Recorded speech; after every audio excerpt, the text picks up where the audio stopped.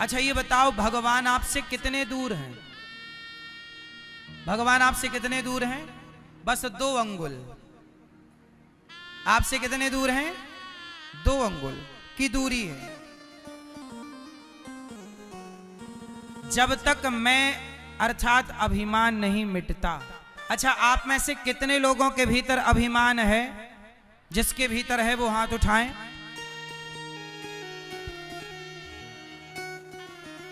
अभिमान कभी ना करना भैया।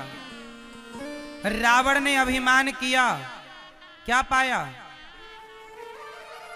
बोलो मेरी मां, मैया, ओ पंचायती मैया, सुन लो मेरी मां। पीली मैया, जल्दी बैठो मेरी मां। ए मैया, लाल मैया,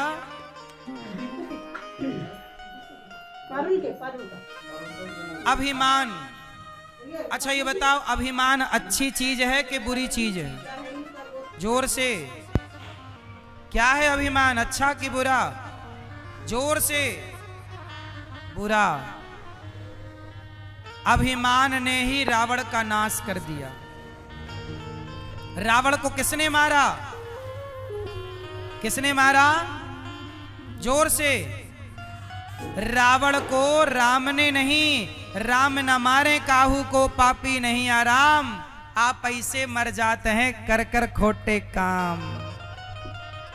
रावण को रावण के अभिमान ने मार दिया। राम तो निमित्त बन गए।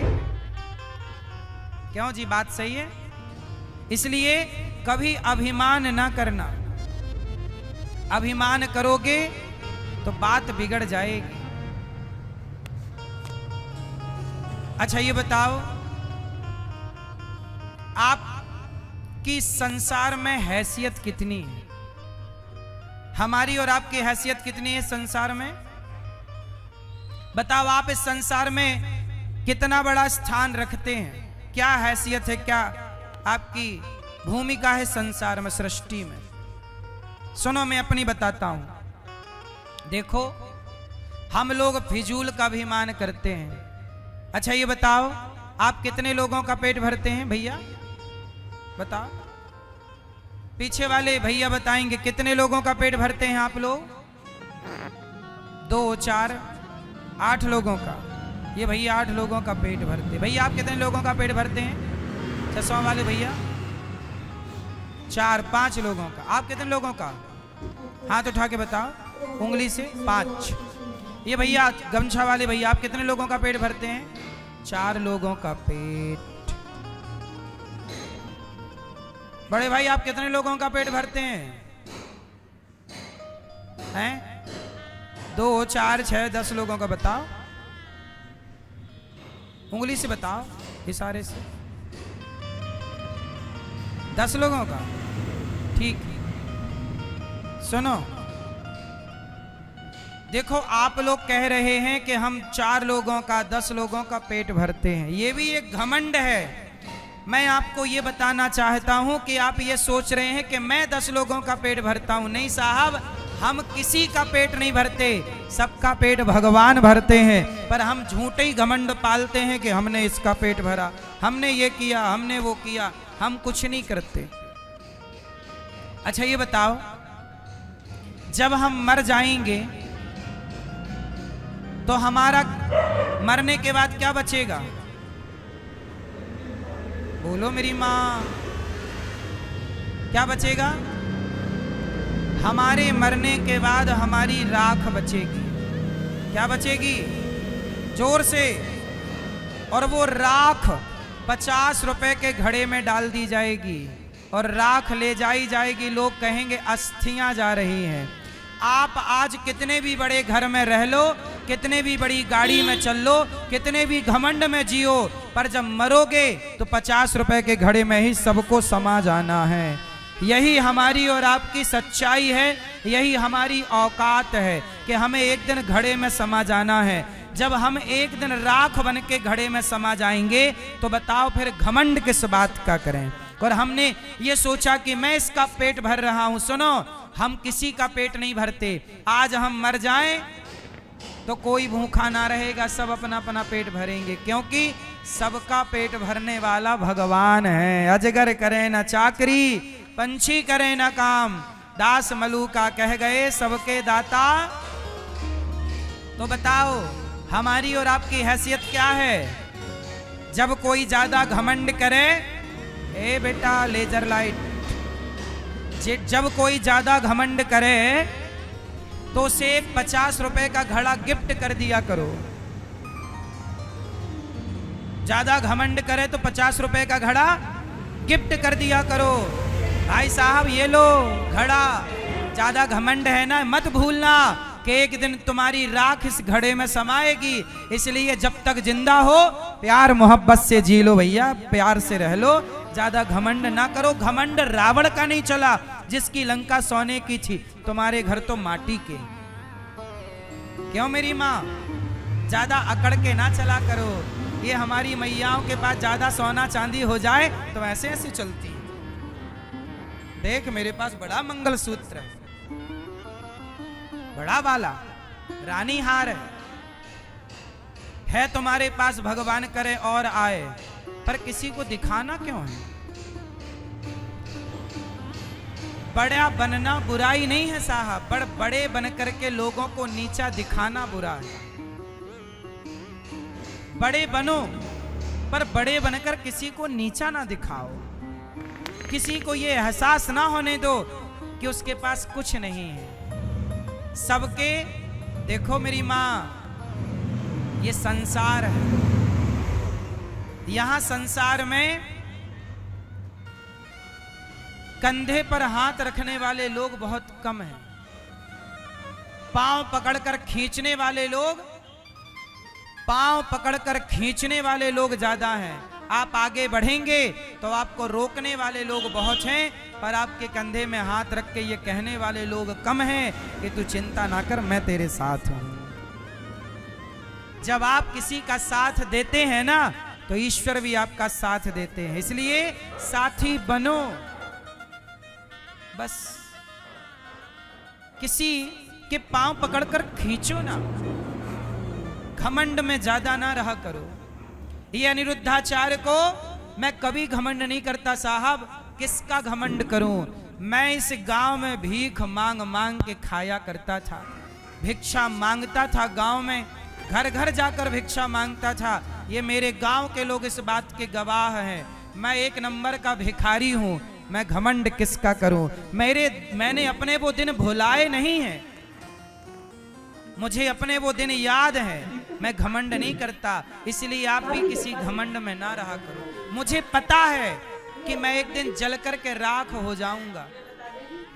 ये हमारे बगल में ही रहा शमशान घाट, कितने लोग जल के राख हो चुके हैं।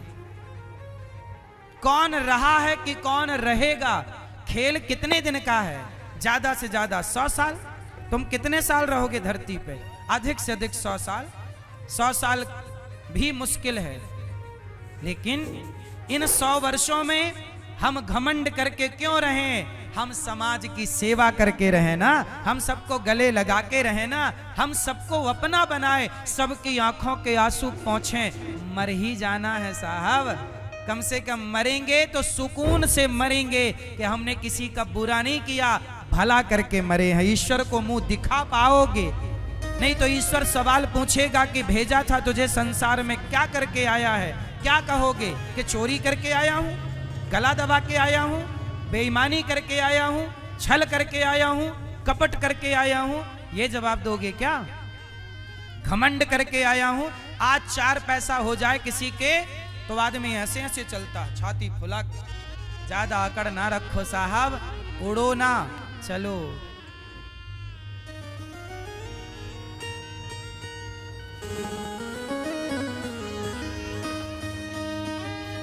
एक डोली चली, एक अर्थी चली, डोली अर्थी से कुछ यूं कहने लगी, रास्ता तूने मेरा क्यों ये खोटा किया, सामने से चली जा तू ओ दिल जली। एक भजन सुनाता हूँ इस घमंड के ऊपर, किसका घमंड रहा है जरा सुनिएगा। एक डोली चली एक अर्थी चली, एक डोली चली एक अर्थी चली, डोली अर्थी से कुछ यूं कहने लगी, डोली अर्थी से कुछ यूं कहने लगी। रास्ता तूने मेरा क्यों ये खोटा किया, रास्ता तूने मेरा क्यों ये खोटा किया, सामने से चली जा तू ओ दिल जली, सामने से चली जा तू ओ दिल जली। ये भजन एक सत्य घटना पर आधारित है। एक गांव में एक लड़की का विवाह हुआ, वो डोली से चली कि दूसरे गांव में एक लड़की जो पत्नी थी किसी की, बच्चों की माँ थी, उसका अचानक मृत्यु आ गई और वो अर्थी पर चली। एक डोली से चली एक अर्थी से चली, दोनों की भेंट एक चौराहे पर हो गई। तो डोली ने अर्थी से कहा, अरे अर्थी तू मेरे रास्ते पर क्यों आ गई, मैं घर बसाने जा रही थी, शुभ कार्य करने जा रही थी, तूने मेरे रास्ते में आकर अपशगुन कर दिया। तब अर्थी ने कहा कि बहन डोली ज्यादा बड़े बोल ना बोल, सुन आज यदि तू डोली है ना तो मैं भी कभी डोली से आई थी, लेकिन कितनी भी डोली में जाओ पर एक दिन अर्थी से तो चलना ही पड़ेगा। हमारी आखिरी यात्रा क्या है, तुम कितनी भी महंगी गाड़ियों से, हेलीकॉप्टर से, एरोप्लेन से यात्राएं कर लो, लेकिन आखिरी यात्रा तो लकड़ी की नसैनी से होगी। बोलो हाँ। अर्थी ने कहा डोली ज्यादा घमंड ना कर बहन, चार तुझ में लगे चार मुझ में लगे, फूल तुझ में चढ़े फूल मुझ में चढ़े, चार तुझ में लगे चार मुझ में लगे, फूल तुझ में चढ़े फूल मुझ में चढ़े।